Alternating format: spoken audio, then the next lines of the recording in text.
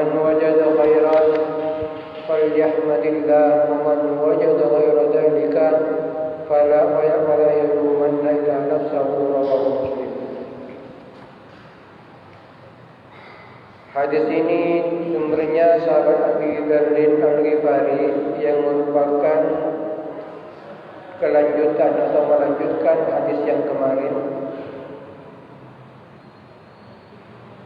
di mana pertemuan sebelum Ramadan kita tidak dapat menyelesaikan pemaparan hadis qudsi ini.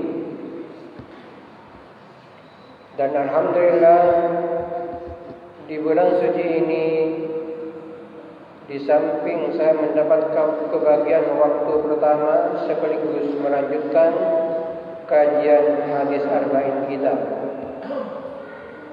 sehingga kajian kita tidak terputus.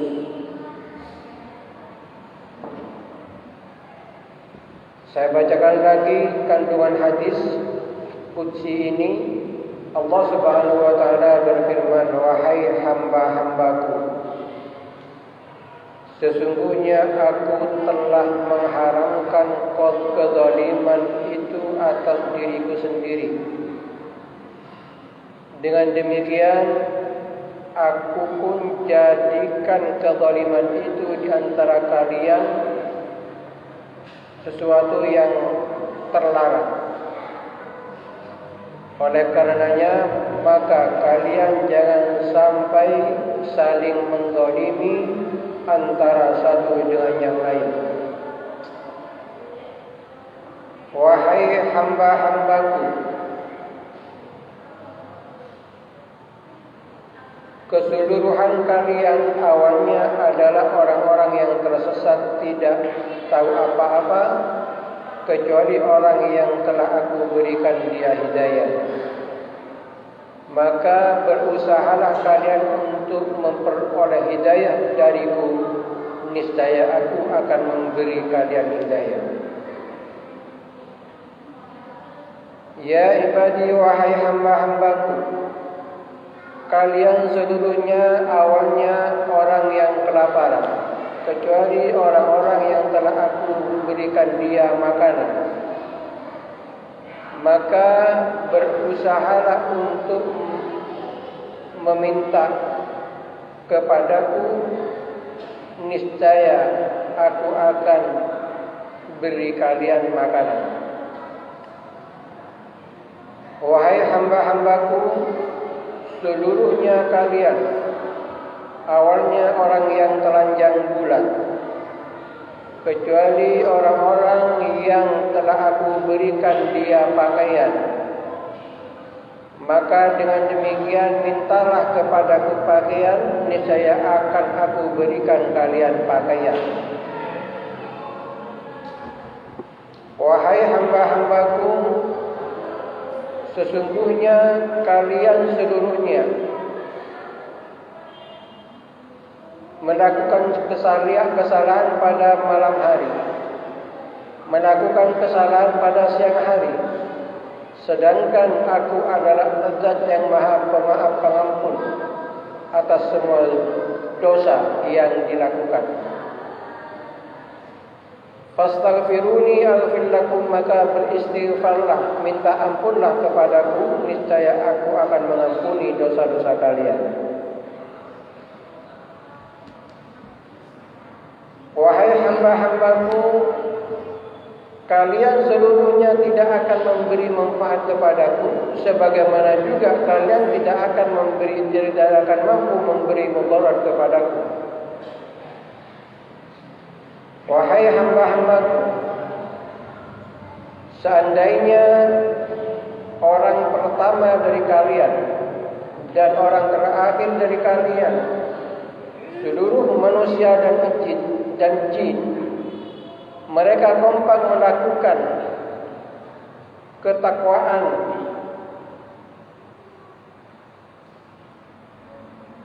kepadaku, seluruh umat manusia dari awal sampai akhir, jin dari awal sampai akhir, kompak mereka menjadi orang yang takut kepadaku, semuanya tidak akan dapat menambah kekuasaanku. Begitu pula sebaliknya, wahai hamba-hambaku, seandainya seluruh manusia dari awal sampai akhir, seluruh jin dari awal sampai akhir melakukan pelanggaran dan tidak mengakui ketuhananku, melanggar aturan-aturanku, semuanya tidak akan mengurangi kekuasaanku. Wahai hamba-hambaku, seandainya seluruh manusia dari awal sampai akhir, seluruh jin dari awal sampai akhir naik ke satu bukit, semuanya meminta kepadaku, dan masing-masing orang, masing-masing jin akan aku berikan sesuai dengan permintaan mereka.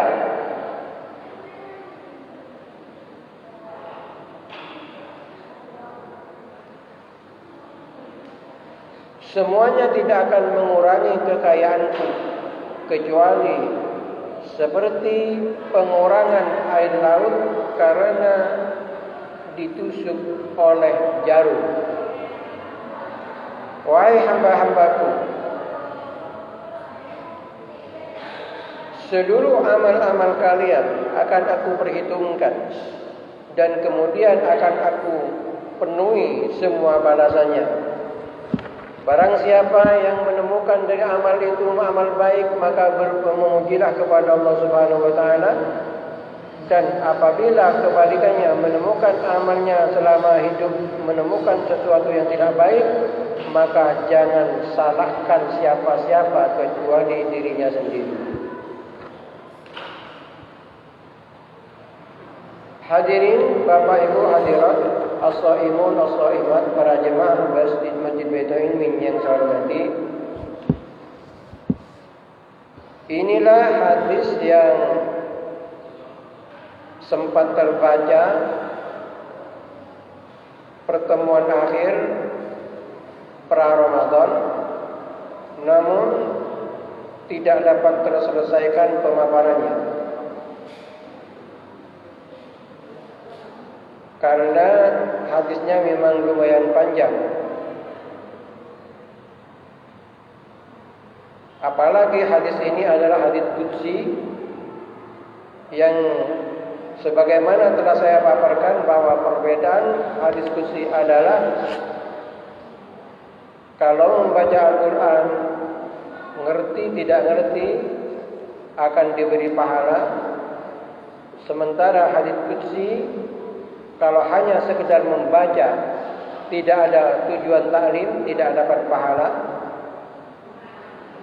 Membaca Al-Quran, memegang Al-Quran dianjurkan untuk mempunyai wudu. Hadis qudsi tidak harus punya wudu. Membaca Al-Quran menjadi salah satu rukun dalam sholat, tidak bisa diganti dengan hadis qudsi, walaupun juga itu salah satu termasuk firman Allah Subhanahu wa taala. Memahami Al-Quran, meriwayatkan Al-Quran tidak boleh meriwayatkannya dengan makna, tapi kalau hadis qudsi boleh meriwayatkannya dengan makna. Membaca Al-Quran harus suci dari jinabat, tidak boleh sedang menstruasi, sementara untuk hadis qudsi boleh dibaca oleh mereka.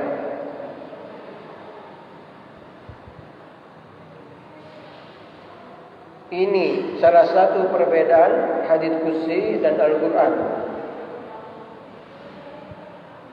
Perbedaan yang sudah pasti adalah kalau Al-Quran tidak diragukan keabsahannya, kesahihannya, sementara hadis qudsi banyak juga yang palsu. Hadirin mustami'in, mustami'at, para jemaah yang saya hormati, malam hari, pagi hari, sore hari ini saya akan menerangkan tentang al-zulm. Dari awal hadis tersebut Allah Subhanahu wa taala berfirman, "Inni haramtu dzulma 'ala nafsi." Bahwa sesungguhnya aku telah mengharamkan kezaliman terhadap diriku sendiri.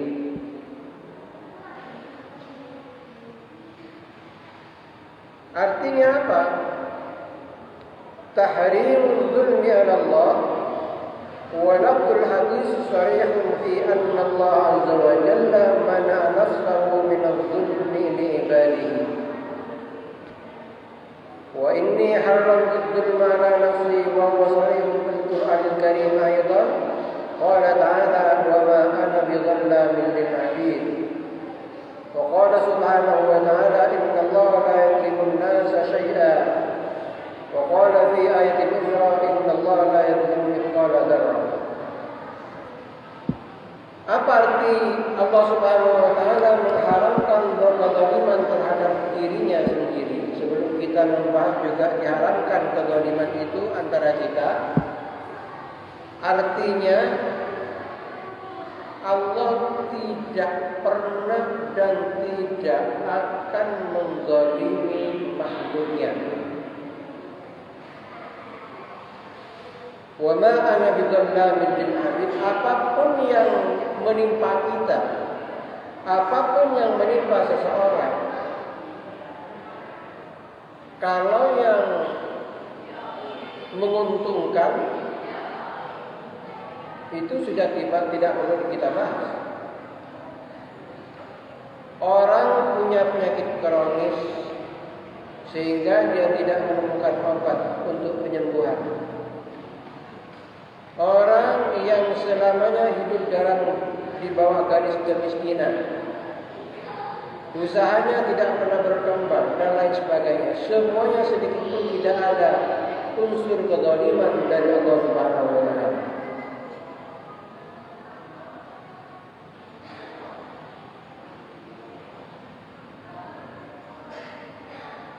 Untuk memahami yang seperti itu tentu kita harus memperdalam ilmu tauhid. Yang pada sore hari ini pada kajian kita bukan tempatnya untuk memperdalam itu. Banyak sekali Al-Quran yang menyindir masalah itu. Innallaha la yuzlimu an-nasa syai'a wa innan nasa anfusahum yadhlimun. Ketika kita tertimpa musibah yang tidak menyenangkan, itu bukan karena kezaliman Allah Subhanahu wa taala. Akan tapi itu walakinnan nas anfusahum yadhlimun, manusia itu sendiri yang menzalimi dirinya sendiri. Jadi ketika kita kedapat sesuatu yang tidak diinginkan, itu akibat ulah kita sendiri. Sebagaimana yang dikatakan oleh para ahli bahasa Arab, bahwa yang menimpa kita itu ada 3 kemungkinan. Kemungkinan pertama adalah ujian. Kemungkinan kedua adalah teguran. Kemungkinan ketiga adalah azab dari Allah. Yang semuanya adalah jenis gambarannya sama, tapi cara penyikapannya akan berbeda. Mungkin sama-sama diberi kelaparan pada Allah Subhanahu wa taala, tapi tujuan Allah berbeda-beda. Mungkin itu sebuah ujian dari Allah, di mana ujian suatu keniscayaan bagi orang hidup. Mungkin itu merupakan teguran dari Allah yang kehidupannya 50-50. Sholat rajin, maksiat juga rajin. Kemudian zakat rajin, mencolong juga rajin, zikir rajin, ngerasani orang juga rajin. Maka bila tertimpa suatu masalah, itu merupakan teguran dari Allah Subhanahu wa taala, dan itu perlu disyukuri. Itu perlu disyukuri. Jangan ngomong ini Allah Subhanahu wa taala zalim kepada kita. Kalau yang pertama sudah jelas pasti, yang pertama itu menerima ujian sudah pasti bersyukur kepada Allah Subhanahu wa taala. Yang kedua mesti disyukuri, apalagi yang kedua, yang ketiga pun kalau itu merupakan azab dari Allah perlu disyukuri dan perlu perenungan. Kenapa demikian? Tidak mustahil ketika Azab Allah itu diberikan kepada kita sebelum kita meninggal dunia, tidak mustahil nanti di akhirat akan selamat dari murka Allah. Jadi pernah saya katakan di sini ya, tidak ada sesuatu yang menimpa kita itu, tidak ada sesuatu yang Allah timpakan kepada kita yang tidak pantas untuk tidak disyukuri. Dengan demikian sekali lagi, jangan sampai suudzon kepada Allah. Jangan. Sebagaimana afdalul amal husnudzon, sebagaimana sebaik-baik amal adalah baik sangka kepada Allah, seburuk-buruk amal adalah buruk sangka kepada Allah. Allah ini enggak adil. Aku enggak pernah meninggalkan sholat, enggak pernah meninggalkan puasa. Tanggaku enggak pernah ke masjid, kok lancar rezekinya. Ini kalau omongan ini berangkat dari kesadaran,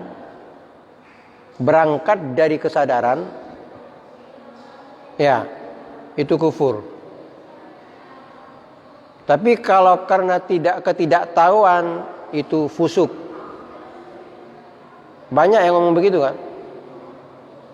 Maka tauhid itu harus betul-betul mendalam, sehingga kita terhindar dari buruk sangka kepada Allah Subhanahu wa ta'ala. Wajar bila Rasulullah SAW 23 tahun, ya, setelah diangkat dari Rasul sampai meninggal tahun usia 63, diangkat usia 40, 23 tahun menyampaikan risalah. Yang 13 tahun itu Rasulullah muter-muter meluruskan tauhid di Mekah.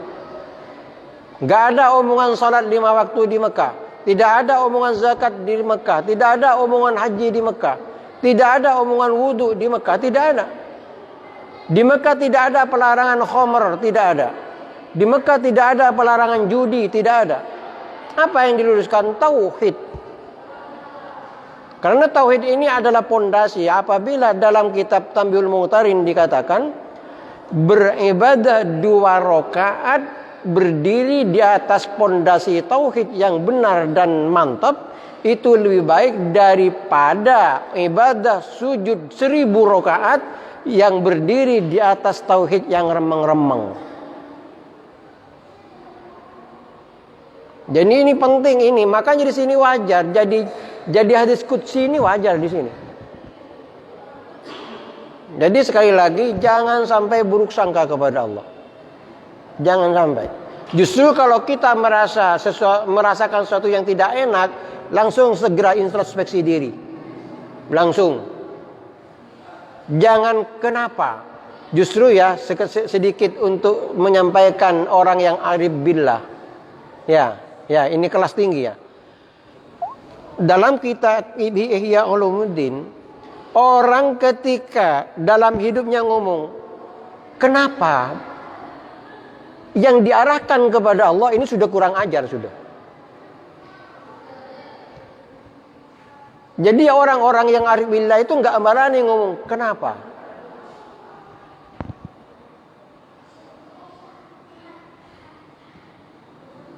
Itu sudah kurang ajar kepada Allah Subhanahu. Hanya bertanya kenapa. Apalagi dilanjutkan, kenapa ya Allah aku berikan musibah seperti ini? Apalagi ditambah lagi, apa salahku? Waduh. Maka dari keterangan yang sederhana ini, dari pernyataan Allah ini, cukuplah kita jaga dirimu, jangan buruk sangka kepada Allah apapun yang menimpa kamu. Apapun yang menimpa kamu. Ini sudah aman sudah. Ini. Jadi walaupun mungkin kita tidak begitu legowo, sedih, nangis, meratap, tapi jangan sampai ratapanmu diarahkan kepada Allah Subhanahu wa taala. Jangan. Ini berbahaya terhadap ketauhidan. Yaitu tadi, Rasulullah sendiri butuh 13 tahun untuk meluruskan tauhid orang musyrikin. Sementara syariatnya hanya membutuhkan 10 tahun di Madinah. Ini menunjukkan tauhid ini adalah kunci.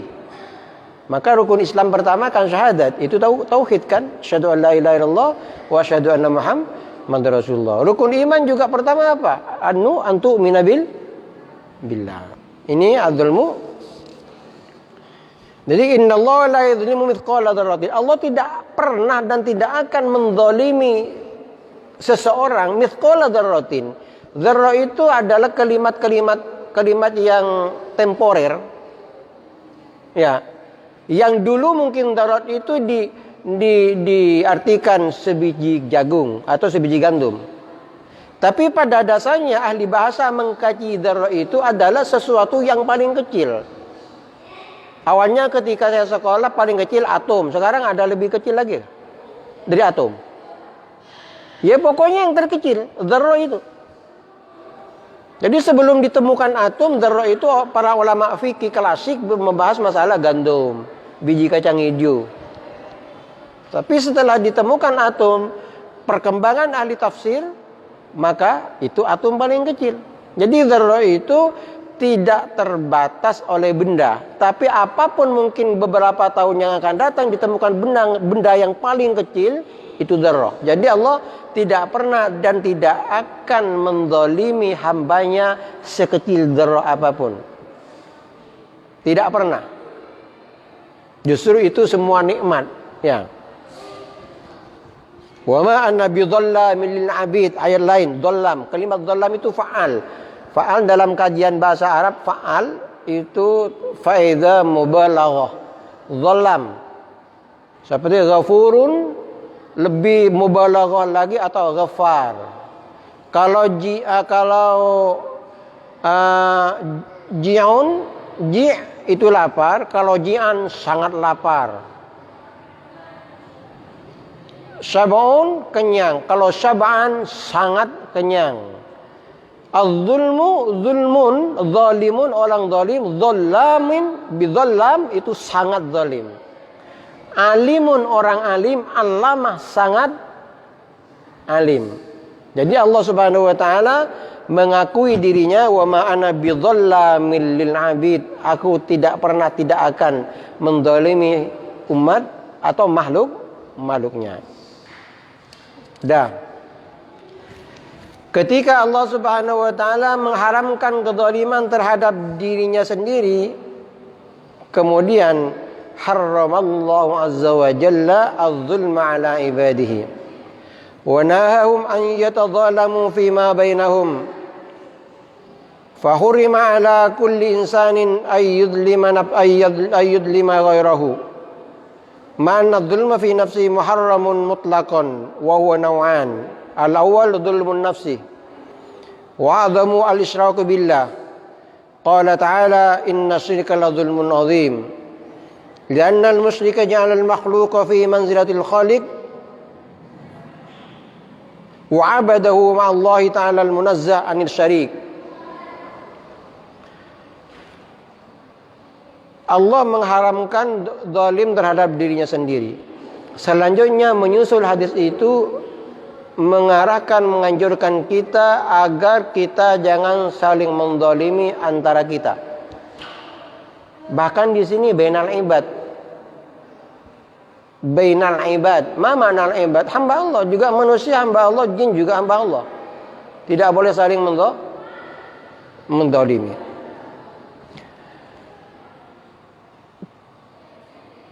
Kezaliman terhadap diri sendiri itu ada dua macam. Zulmun nafsi, zulmul insan li ghairihi. Zulmun nafsi, zulmul insan li ghairihi. Pertama, menzalimi diri kita sendiri. Yang kedua, kita menzalimi orang lain.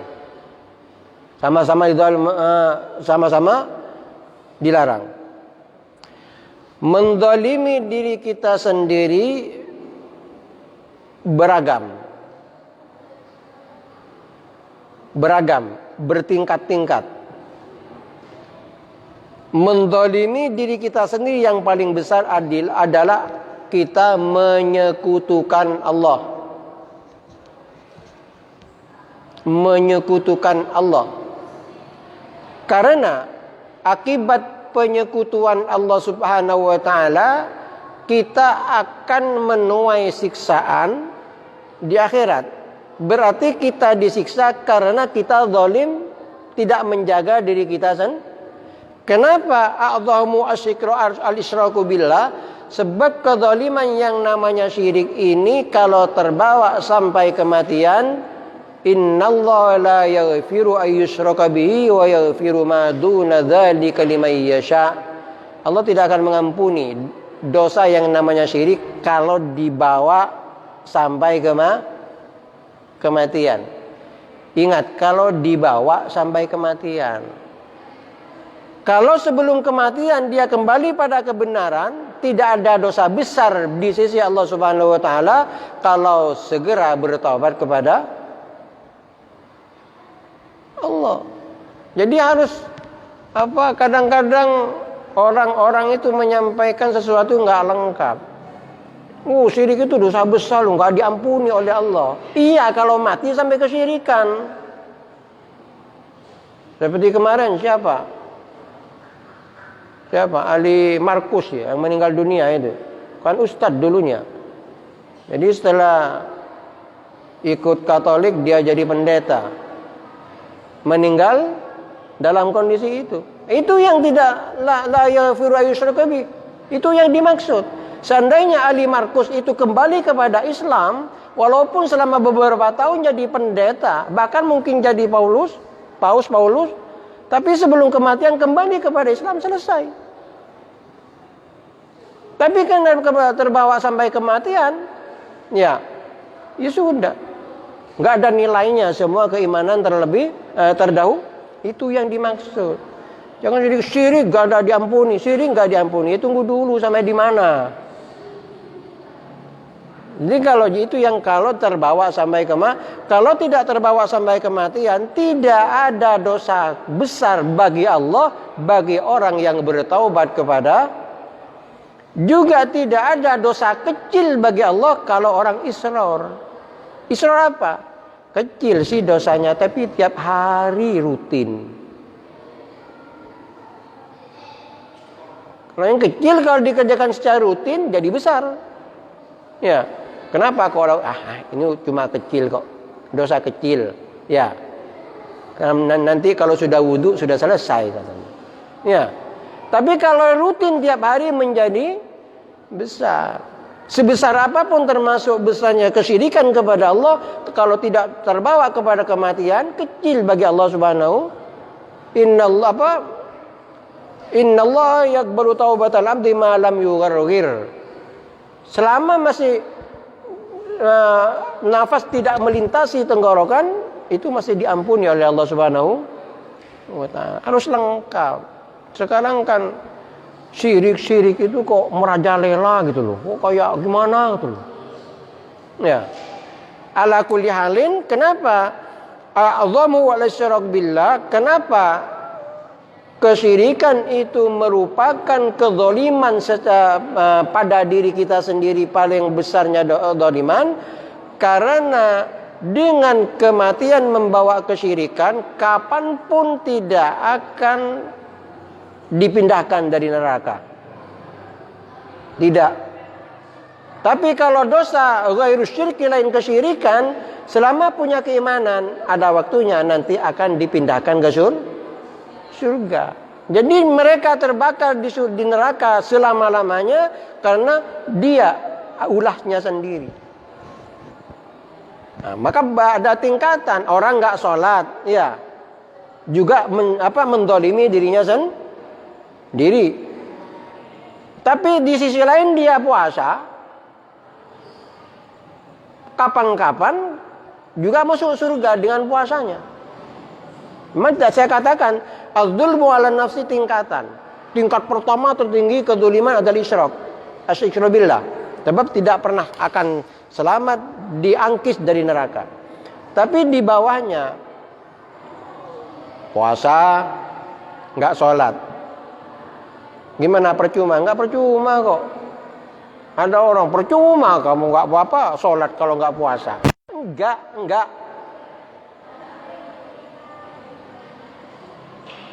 Ya mungkin percuma kau tidak akan masuk surga tanpa hisab. Percuma artinya kau tidak akan selamat dari neraka kalau kamu puasa tidak sholat. Itu benar. Tapi kalau bilang puasamu percuma kalau enggak sholat, itu salah. Salah. Kenapa para ulama kalau itu yang dibicarakan hanya kesyirikan saja yang dapat menjadikan percuma sia-sia semua amal. Lain kesyirikan tidak ada. Dalam hal lain juga al-murtad, orang murtad. Itu pun Imam Syafi'i masih berpendapat lebih longgar. Ketika orang seperti Ali Markus ini kan, menurut Imam Syafi'i, wa may yartad minkum an dini fayamut wa huwa kafir fa ulaika habitat a'maluhum fid dunya wal akhirah.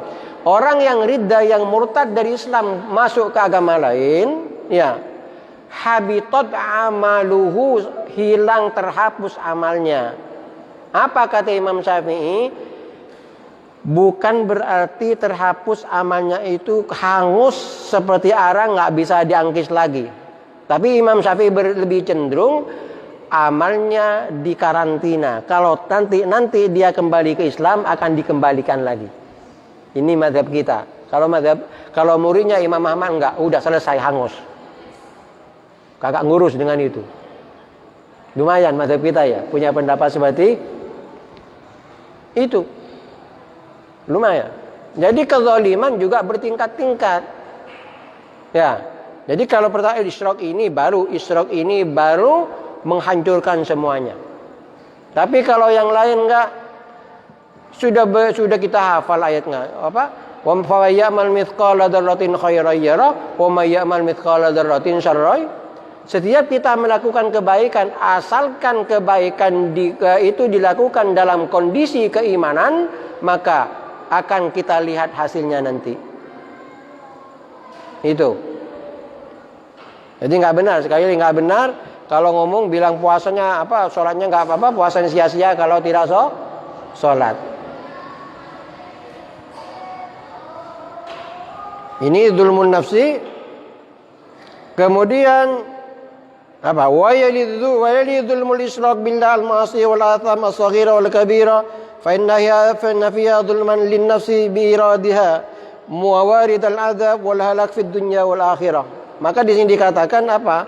Setelah isyraq billah itu merupakan kedzaliman yang tertinggi, disusul dosa besar. Kemudian dosa kecil. Ya. Dan seterusnya. Sebagaimana amal ibadah ada tingkatannya, dosa pun juga ada tingkatan. Ala kulli halin, kezaliman itu adalah menempatkan sesuatu bukan pada tempatnya. Itu definisi kezaliman. Ketika Allah menciptakan mata kita untuk melihat yang hak, kemudian dipakai melihat kemaksiatan, itu kita menzalimi mata kita. Ketika kita oleh Allah diberi kelengkapan telinga untuk mendengar yang kebenaran, kemudian dipakai mendengar yang tidak-tidak, itu berarti kita menzalimi telinga kita. Tapi itu tadi kezaliman di bawah kelas isyraq billah. Ya. Atsani, yang kedua, zulmul insani li ghairihi. Kezaliman seseorang kepada orang lain. Siapapun orang lain itu. Baik itu mahram maupun bukan mahram. Baik itu suami maupun istri maupun anak, semuanya namanya li ghairi. Jadi al-zulmul insan li ghairi berarti selain kita. Selain waqad takarrara tahrimuhu wat tahdhiru minhu fi ahaditsin nabi sallallahu alaihi wasallam fa fis sahihain an Abdullah bin Umar radhiyallahu anhuma anin Nabi sallallahu alaihi wasallam qala inna adh-dhulma dhulumatun yaumal qiyamah. Wa fihima Nabi Musa al-Asy'ari anin Nabi sallallahu alaihi wasallam inna Allah la yumli lidh-dhalim hatta idza akhadahu lam lathu thumma qara'a wa kadzalika akhdhu rabbika idza akhadhal qura wa hiya dhalimatun inna akhdahu alimun syadid. Kedua, menzalimi orang lain selain kita. Ancamannya di akhirat, innadz zulma dzulumatun yaumal qiyamati. Orang yang berbuat zalim nanti di hari kiamat akan tidak pernah menemukan jalan lapang. Walaupun matahari ada di atas kepala kita 1 jengkal, mereka akan kebingungan, bahkan mungkin kehilangan amal baiknya. Salah satu alasan kebingungan, kemana sholatku, kemana puasaku, kemana zakatku. Lari ke sini, tidak menemukan naungan ketika yang lain berada tahta dhillil arsy, di bawah naungan aras Allah Subhanahu wa taala. Kezaliman tidak akan pernah menemukan yang seperti itu. Ini inna dzulma dzulumatun yaumal qiyamah. Wala raiba anna iqamatal adli wa fi ta'amul bainan nas wa tahrimud dzulmi fi ma bainahum min ahammi maqasidi wa ahdafil Islam. Dzalika li'anna al-'adla asasun fi tasjidi sarhin ay hukmin aw hadaratin. Kama anna adh-dhulma sababun fil hitatil umam wa tadbiril hadarat wa faqdanil as-sa'ada fi hadhil hayati kama annahu sababun fi naili sukhtillahi fil akhirah. Hadirin Bapak Ibu, hadirat yang saya hormati, kita manusia adalah makhluk sosial. Sebagai makhluk sosial, kapanpun, dimanapun kita pasti membutuhkan yang lain. Tidak hanya butuh terhadap manusia, pada lingkungan pun adalah kebutuhan kita. Bahkan binatang pun menjadi kebutuhan kita. Sampai-sampai Rasulullah sesama manusia, sampai-sampai Rasulullah merinci apa binatang yang boleh dibunuh, apa yang tidak, untuk menghindari kita dari sifat kezaliman. Ini bab khusus yang jarang sekali orang ngaji yang seperti itu. Jadi terhadap binatang dan lain sebagainya, coba dalam sebuah hadis dikatakan sejauh mana Rasulullah mengajarkan kita untuk menghindari kezaliman. Dalam sebuah hadis yang diriwayatkan oleh Bukhari dan Muslim, idza qatala ahadukum falyajtani bil wajha. Idza qatala ahadukum falyajtani bil wajha. Apabila kalian berperang, apabila kalian berperang, hindari, jangan menyerang, jangan memukul muka. Nih akhlak yang diajarkan Rasulullah. Dalam kondisi berperang, yang jelas qotal itu perang antar agama. Perang antar, kita berperang dengan musuh Islam, jangan memukul muka. Subhanallah. Ini akhlak Rasulullah sallallahu alaihi wasallam. Dalam perang, jangan memukul muka. Para ulama mengkaji hadis itu. Kenapa dilarang memukul muka? Karena muka adalah ditentukan ketentuan identitas seseorang.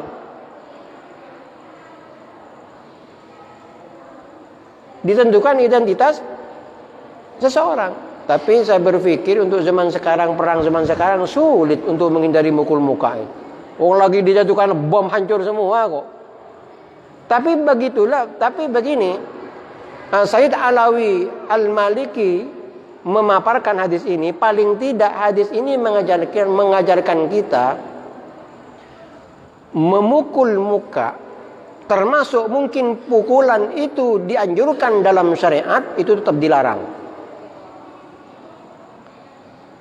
Kalau dilarang, kalau dilakukan berarti suatu di mana dalam syariat kita boleh memukul muka? Istri boleh dipukul. Wallati takhafuna nushuzahunna fa'iduhunna wadribuhunna wahjuruhunna fil madai wadribuhunna. Jadi solusi terakhir, boleh kau memukul istrimu. Itu pun dengan catatan kalau sekiranya dipukul, istrimu bisa berubah. Kalau tidak, jangan. Dengan catatan, hindari muka. Kita boleh memukul anak kapan? Ketika usia 10 tahun. Tapi hindari muka. Itu pun kalau dengan pertimbangan, kalau dipukul dia sholat. Kalau enggak, jangan dipukul. Ini menghindari kezaliman. Jadi memerlukan waktu panjang kalau saya rinci satu persatu. Yang jelas ketika kita tidak ingin disakiti orang, ketika kita tidak mau didolimi orang, kau jangan mendolimi orang lain, itu saja. Diharamkan oleh Allah Subhanahu wa ta'ala. Diharamkan oleh Allah Subhanahu wa ta'ala. Ini kandungan yang berikutnya, yang keempat, kandungan hadis yang panjang tadi, al-iftiqaru ila Allah wal khalqu kulluhum muftaqiruna ila Allah fi jalabil masali wa daf'il madar fid dunya wal akhirah. Fahum fi hajatin masatin ila hidayatillah wa rizqihi fid dunya wa hum bihajatin ila rahmatillah wa maghfiratihi fil akhirah. Wal muslim yataqarrabu ila Allah azza wa jalla bi dhahiril hajati wal iftiqar wa tatajalla ubudiyatuhu haqqah lillahi rabbil alamin fi hidas suwari thalathi thaliyah. Awalan bisual, wallahu subhanahu wa ta'ala, kurang berapa menit?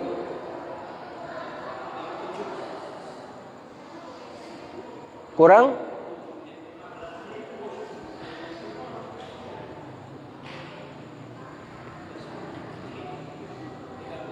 Wallahu subhanahu wa ta'ala yuhibbu ay yadharan nasu hajatahum, ayyudhiran nasu hajatahum lillah wa ay yas'alu jami'a masalihim lid-diniyah wa dunyawiyah min at-ta'am wa syarab wal kiswah kama yas'alunahu al-hidayah wal maghfirah wa fil hadits la yas'al ahadukum rabbahu hajatahu kullaha hatta sya'sana alihi idan qata'ah.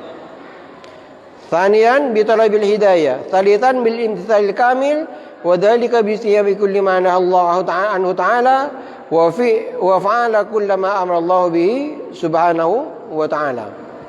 Yang keempat, dan ini saya terangkan dengan singkat kandungan hadis ini yang keempat, karena yang tiga sudah saya terangkan kemarin, bahwa al-iftiqari ilallah. Siapapun kita, kapanpun kita hidup, tidak bisa mengelak untuk tetap butuh kepada Allah Subhanahu wa ta'ala.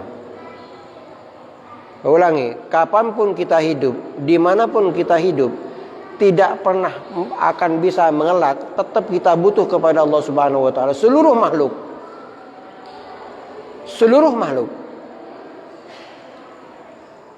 tidak terkecuali orang-orang yang rasionalis, tidak terkecuali orang-orang yang ateis, semuanya butuh kepada Allah. Berapa banyak para ilmuwan-ilmuwan yang tidak mengenali Allah Subhanahu wa ta'ala, mereka stres karena mentok memikirkan sesuatu yang pada akhirnya mereka bunuh diri. Ini menunjukkan karena ketidakmampuan mereka untuk mengkaji alam raya ini. Akan tapi bagi orang yang mengenal Allah Subhanahu wa ta'ala, tidak akan pernah stres bagaimanapun tingginya aktivitas mereka, mereka tidak akan stres. Sebab ujung-ujungnya kita mempunyai kalimat wallahu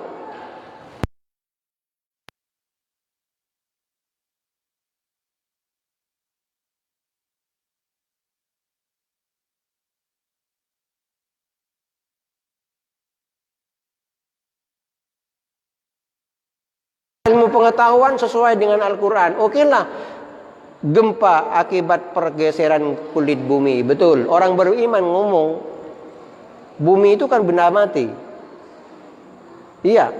Bisakah benda mati bisa bergerak dengan sendirinya? Tidak. Terus kira-kira siapa yang bisa menggerakkan bumi yang sebesar ini? Siapa? Tentunya orang yang maha dahsyat. Kalau orang-orang di luar agama Hindu Buddha menyatakan ada kekuatan yang super di balik kejadian ini, maka Islam menyatakan kekuatan itu adalah Allah Subhanahu wa taala.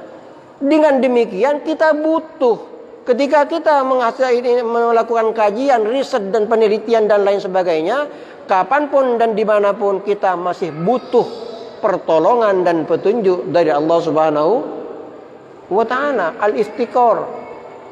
Maka kalau kita nggak mau berdoa, itu orang angkuh, mentang-mentang cerdas, bisa mengelola ini, nggak mau berdoa kepada Allah Subhanahu wa taala, itu adalah orang yang sombong.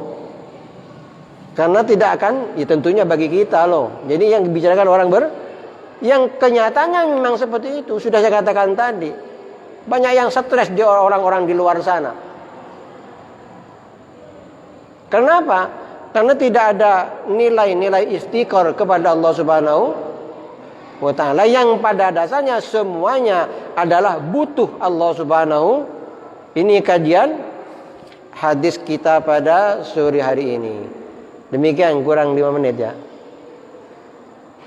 Saya ke rumah 3 menit loh.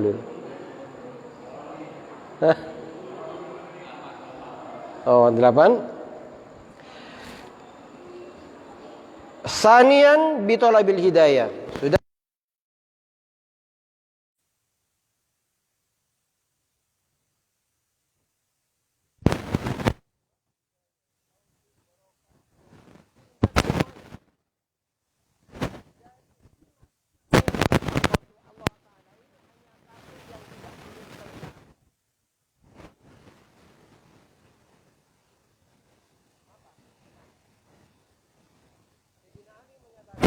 Nuzulun ni'mah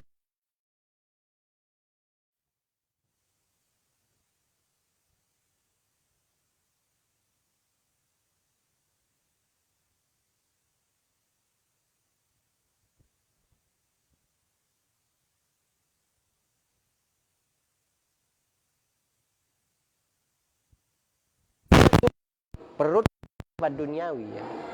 Ya. Ya. Nikmat perut atau nikmat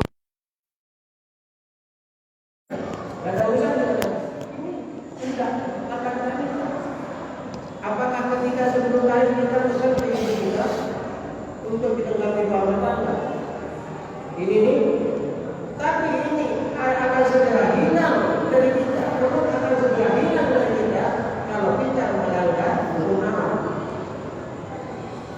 Ya. Bukannya diulang-ulang. Awalnya diberi kesehatan oleh Allah. Kemudian dikasih mata yang merupakan sempurna. Kok kelas besi nggak pakai kacamata?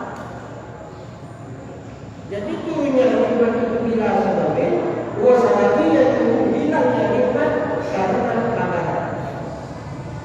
Nah yang lain kita tidak tahu di mana dan mereka perlu penjemputan.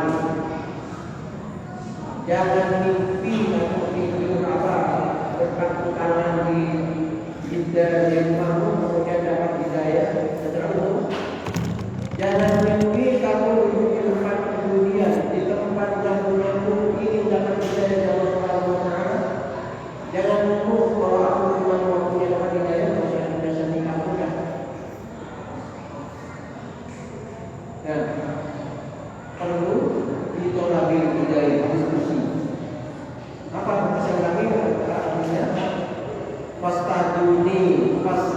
fastaimuni, fastaksuni, fastaghfiruni, semuanya kalau diarahkan kepada gramatika bahasa Arab, apa faedah keladian? Fastaghfiruni, minta hidayah. Fastaqimuni, jadi kerja untuk makan. Fastaksuni, cari kerja untuk beri pakaian. Ketika berdosa,